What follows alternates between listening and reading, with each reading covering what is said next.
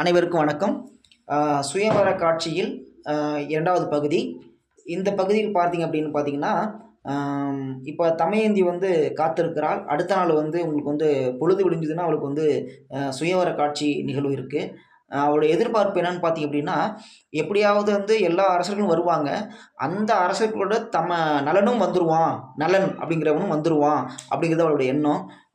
அவளுக்கு இன்னொரு எண்ணமும் இருக்குது. இந்த பொழுது விடியாமல் போகலாமே அப்படின்னு நினைக்கிறேன். ஏன்னா பொழுது விடுச்சுன்னா அவளுக்கு வந்து சுயவர காட்சி இல்லையா? அந்த சுயவரத்தில் யாராவது ஒருத்தர் கண்டிப்பாக தேர்ந்தெடுக்கணும். ஒருவேளை நலன் வராமல் போயிட்டான்னா என்ன பண்ணுறது? அப்போ நம்ம நினச்சவனே கைப்பிடிக்காமல் முடியாமல் போயிருமே அப்படிங்கிற அவளுக்கு சூழல் ஏற்படுது.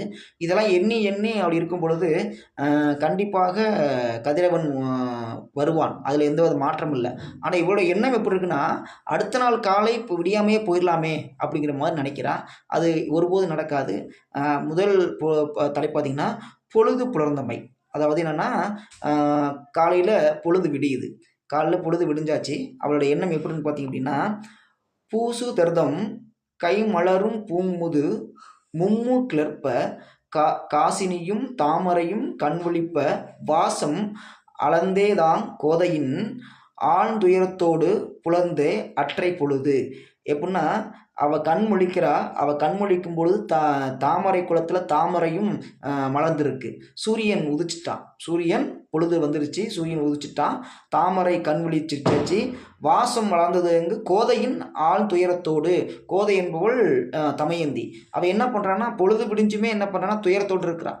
ஏன் துயரத்தோடு இருக்கிறான்னு பார்த்தீங்க அப்படின்னா, எல்லா அரசர்களும் வந்துடுவாங்க. ஆனால் தான் விரும்பிய நலன் வருவானா அப்படிங்கிற அவளுக்கு அந்த துயரம் இருந்துக்கிட்டே இருக்குது. அதனால் புலர்ந்ததுமே அற்றை பொழுது. ஒருவேளை இந்த பொழுது போய் விடிஞ்சிச்சு அப்படின்னா அவளுக்கான எல்லாமே முடிஞ்சிடும் அப்படிங்கிற சூழலும் ஏற்படுது. அதனால் அவள் மன வருத்தத்தோடு இருக்கிறான். அந்த பொழுது விடிஞ்சாச்சு. அடுத்து பாருங்கள், கதிரோன் தோன்றினான். காலையில் வந்துட்டான். காலையில் உதிச்சாச்சு. அது சொன்ன மாதிரி சூரியன் பொழுது விடிஞ்சிச்சு. வில்லி கனை இழப்ப வெண்மதியும் சீரிழப்ப தொல்லை இருள் கிளிய தோன்றினான். வள்ளி மணமாலை வேட்டுத்தோல் வாளரசர் முன்னே குணவாயில் செங்கதிரோன் குன்று. எப்படி வந்து கதிரோன் தோன்றான்னு பார்த்தீங்க அப்படின்னா, அப்படியே பளிச்சுன்னு அழகாக வெண்மையாக அப்படியே சூரியன் உதிக்கிறான். அவ்வளோ அழகாக இருக்குது, பிரகாசமாக இருக்குது. ஆனால் சூரியன் பிரகாசமாக இருக்குது. ஆனால் அவளுக்கு மனசு வந்து கஷ்டமாக இருக்குது. யாருக்கு? தமயந்திக்கு வந்து பார்த்திங்கன்னா அவ்வளோ கஷ்டமாக இருக்குது. ஏன்னு கேட்டிங்கன்னா, ஒரே வருத்தம் தான். என்ன வருத்தம்னு பார்த்தீங்க அப்படின்னா, நலன் வருவானா மாட்டானா அப்படிங்கிற வருத்தம். கண்டிப்பாக வருவான் என்பது உறுதி, மனசில் நினச்சிக்கிறா. ஆனால் வராமல் போயிட்டானா என்ன பண்ணுறது அப்படிங்கிற சூழலும் அவளுக்குள்ளே ஏற்படுது. அதான் அவன் சொல்கிறாருங்க, மணமாலை வேட்டிடத்தோல் வாளரசர் முன்னே குணவாயில் செங்குதிரோன் குன்று. அப்படி பளிச்சுன்னு என்ன பண்ணுதுன்னா, சூரியன் உதிச்சாச்சு. விடியல் காலை வந்துருச்சு. எல்லாரும் பொழுது விடிஞ்சதுன்னு எல்லாம் எந்திரிக்கிறாங்க, போகிறாங்க, வர்றாங்க. பொழுது விடிஞ்சாச்சு. அத்தனையும் நடந்துட்டுருக்கு. இப்போ வந்து அடுத்த நாள் காலை வந்தாச்சு. அந்த வரும்பொழுது அவளுக்கு சுயவர காட்சி. யாருக்குன்னா தமயந்திக்கு சுயவர காட்சி ஆரம்பிச்சிருவாங்க. இப்போ வந்து பொழுது விடிஞ்சாவே அந்த பொழுது வந்து சுயவர காட்சி பொழுதாவே இருக்கும். அப்போ என்னென்னா, ஒவ்வொரு மன்னராக வந்துட்டுருக்காங்க. மன்னர் பலரும் வந்தனர். அருமையாக சொல்கிற பாருங்க, மன்னர் பலரும் வந்தனர். இப்போ பொழுது விடிஞ்ச உடனேயே எல்லாருக்கும் அழைப்பு விட்டாச்சு. அழைப்பு விட்டதுனால அந்த அழைப்பை ஏற்றுக்கிட்டு என்ன பண்ணுறாங்க அப்படின்னா, எல்லா மன்னர்களும் தமயந்தி நாட்டை நோக்கி வந்துட்டு இருக்காங்க. அதாவது அவர் அப்பா என்ன பண்ணியிருக்காரு அப்படின்னா, எல்லாருக்கும் மடல் அனுப்பி எல்லாரும் வருகை கேட்டிருக்காங்க. எல்லாரும் வந்துட்டு இருக்காங்க. அந்த அவருடைய லெட்டர் என்ன சொல்லுவாங்கன்னா, கடிதத்தை மதித்து சொல்லுவாங்க இல்லையா, நம்முடைய படி கடிதம். அப்போ வந்து பார்த்திங்கன்னா எழுதுகோள் சொல்லுவாங்க. அதை மதித்து எல்லாரும் வந்துட்டு இருக்காங்க. அதான் மன்னர் பலரும் வந்தனர்.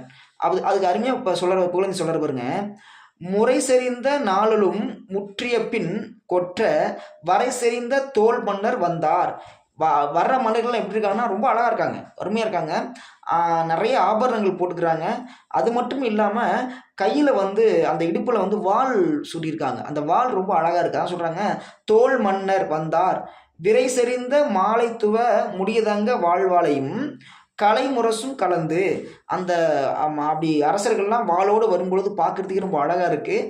அதை பார்த்துட்டு ரொம்ப பெருமையாக இருக்குது அவருக்கு. யாருக்குன்னா தமயந்தி அப்பாவுக்கு. நம்ம சொன்ன அழைப்பை ஏற்றுக்கிட்டு எல்லா அரசர்களும் வர்றாங்களே, அப்போ வந்து தன்னோட மகளுக்கு வந்து ரொம்ப சிறப்பான ஒரு சுயவர காட்சி நடக்க போகுது அப்படின்னு மகிழ்ச்சியாக இருக்கா.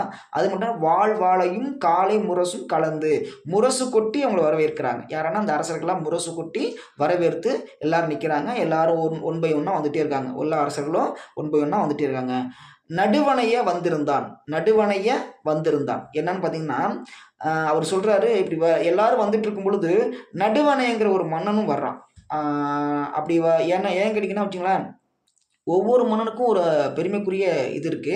அதில ஃபர்ஸ்ட்டு மன்னன் யார் வரான்னா, நடுவணைய அப்படிங்கிற ஒரு மன்னன் வந்துட்டு இருக்கான். அப்படி வரும்பொழுது அடுத்த காட்சி தொடரும். அடுத்த காட்சி தொடரும்போது தமயந்தியும் என்ன பண்ணுவா அப்படிங்கிறத நம்ம தெரிஞ்சுக்கலாம். நன்றி.